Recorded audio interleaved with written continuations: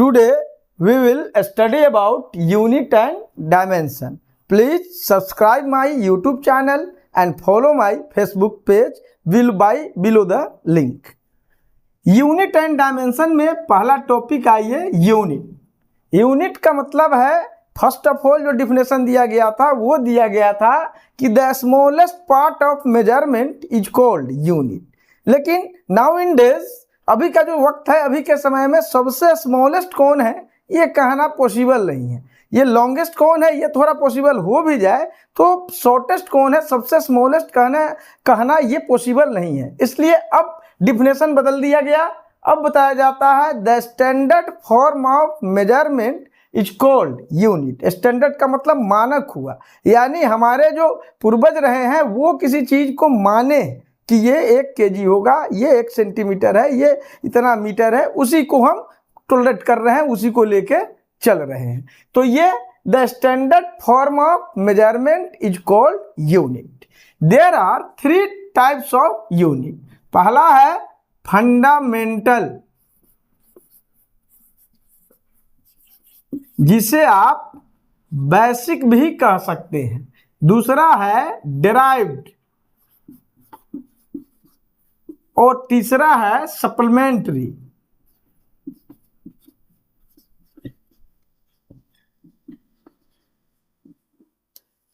तो ये फंडामेंटल या बेसिक, बेसिक का मतलब हालांकि पहले से 3 ही चीज बेसिक लिए जाते हैं, लेंथ, मास और टाइम। इसी के यूनिट को हम फंडामेंटल मानते हैं। हालांकि फंडामेंटल में और इंक्रीज किया गया है, जैसे इलेक्ट्रिक करंट का एम्पियर हो गया, टेम्परेचर का केल्विन हो गया, ऐसे कई इंक्रीज किए गए हैं। मतलब ये है कि ये फ्री है, मतलब फ्री है, ये किसी और पर डिपेंड नहीं कर सकते हैं। ऐसे यूनिट है जो इंडिपेंडेंट है, किसी पर डिपेंड नहीं कर सकते, लेकिन इनसे नए यूनिट को आप क्रिएट कर सकते हैं। An independent unit by which we can create other units is called fundamental unit. हालांकि सप्लीमेंट्री भी इंडिपेंडेंट है, लेकिन इससे आप न्यू क्रिएशन नहीं कर सकते हैं। ये भी इंडिपेंडेंट है, ये भी इंडिपेंडेंट है, लेकिन इससे क्रिएशन नहीं हो सकता है,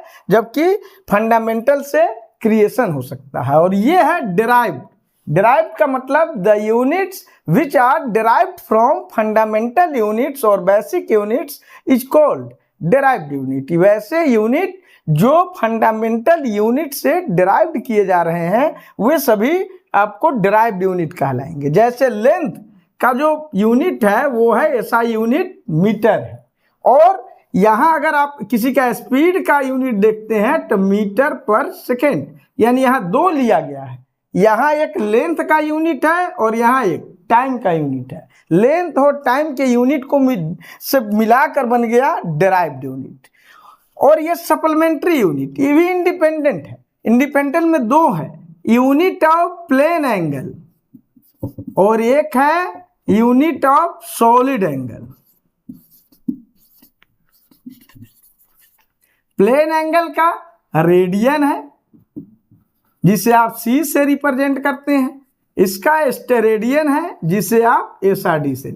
सॉलिड का मतलब प्लेन एंगल जो बन रहा है वो जैसे आप पेपर पर बना सकते हैं, 2 डायमेंशनल बनता है, 2 डायमेंशनल फिगर पर आता है। प्लेन एंगल पर यहाँ आप जो एंगल बना रहे हैं ये आपका प्लेन एंगल है, जिसे आप मिट्टी पर बना सकते हैं, बोर्ड पर बना सकते हैं।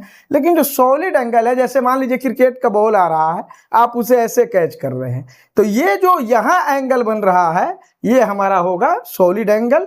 इसकी चर्चा हम अगले वीडियोज में करेंगे, सॉलिड एंगल कैसे बनता है। और प्लेन एंगल में जैसे अपने यहाँ हम इंडिया में हम मुख्य रूप से इसे डिग्री में मेजर करते हैं, लेकिन प्लेन एंगल का जो SI यूनिट है वो है रेडियन। फिर से हम अगले वीडियोज में भी बताएंगे कि रेडियन और डिग्री में रिलेशंस क्या है, ये कैसे कन्वर्ट हो सकते हैं डिग्री से रेडियन में, रेडियन से डिग्री में। फिलहाल यूनिट की चर्चा कर रहे हैं, इसलिए इसके बीच के रिलेशन को अभी नहीं बता रहे हैं।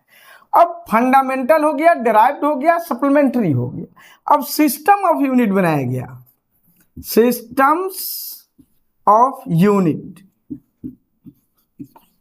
तो सिस्टम्स ऑफ जो यूनिट है उसमें मेनली 4 है। पहला है CGS दूसरा है MKS, तीसरा है FPS और चौथा है SI, सिस्टम ऑफ इंटरनेशनल। तो जो FPS सिस्टम है उसे मॉडर्न टाइम में यानी नाउ इन डेज इसे अब इग्नोर किया जा रहा है। हमारे इंडिया में इसे हम इग्नोर कर रहे हैं, हालांकि कई अन्य कंट्रीज में FPS सिस्टम भी पढ़ाया जाता है, तो आपको हम FPS सिस्टम भी पढ़ाएंगे। फिलहाल अपने यहाँ CGS, MKS, SI है, लेकिन चारों सिस्टम आपको पढ़ाएंगे। ये नाम से ही क्लियर है, इसमें कुछ ज़्यादा सोचने की जरूरत नहीं है। CGS यानी ये system of unit in which the unit of length, mass and time is represented by centimeter, gram and second is called CGS system। ठीक उसी तरीके से the system of unit in which the unit of length, mass and time is represented by meter, kilogram and second is called MKS system। ठीक उसी तरीके से a system of unit in which the unit of length, mass and time is represented by foot, pound and second respectively is called FPS system। और SI system का मतलब ही है system of international, यानी जो पूरा इंटरनेशनल लेवल पर system चलती है उससे आप सिस्टम SI सिस्टम कहते हैं। ये 1960 में 1960 में ये अमेरिका में एक ऑर्गेनाइजेशन अरेंज किया गया। उस ऑर्गेनाइजेशन में सभी कंट्रीज को बुलाया गया, सभी कंट्रीज अपने अपने यूनिट को लेकर गए और यूनिट में देखा गया कि कौन सा ऐसा यूनिट है जिसे पूरे इंटरनेशनल का फॉर्म दिया जा सके। तो उसमें MK सिस्टम को ही मॉडिफाइड करके SI सिस्टम बना दिया गया, यानी the modified form of MK system is called system of international. Modified किया गया, तो जो MK सिस्टम में फंडामेंटल यूनिट है उनका नंबर्स तो पहले ही बताए हैं कि 3 ही थे, लेंथ, मास और टाइम का यूनिट। अब इसे जो है इसको नंबर को इंक्रीज करके 7 कर दिया गया, यानी फंडामेंटल यूनिट पहले 3 थे तो SI यूनिट में इसे मॉडिफाइड करके 7 कर दिया गया। इसमें बताया है कि आप टेम्परेचर का यूनिट केल्विन कह सकते हैं, इलेक्ट्रिक करंट का यूनिट एम्पियर कह सकते हैं, लुमिनस इंटेंसिटी का यूनिट आप कैंडेला कह सकते हैं। इस तरह 7 कर दिया गया। बाकी जो डिराइव्ड यूनिट थे MK सिस्टम में वही डिराइव्ड यूनिट SI सिस्टम में भी बने रहे, इसमें कोई दिक्कत नहीं हुई और आज भी SI सिस्टम ही चारों तरफ प्रचलन में है। अब अगले वीडियोज में हम आपको बताएंगे कि CGS सिस्टम में आप डिराइव्ड यूनिट कैसे निकालेंगे, फिर MKS में कैसे निकालेंगे, उन दोनों के बीच रिलेशंस क्या हो गया। तब तक के लिए धन्यवाद।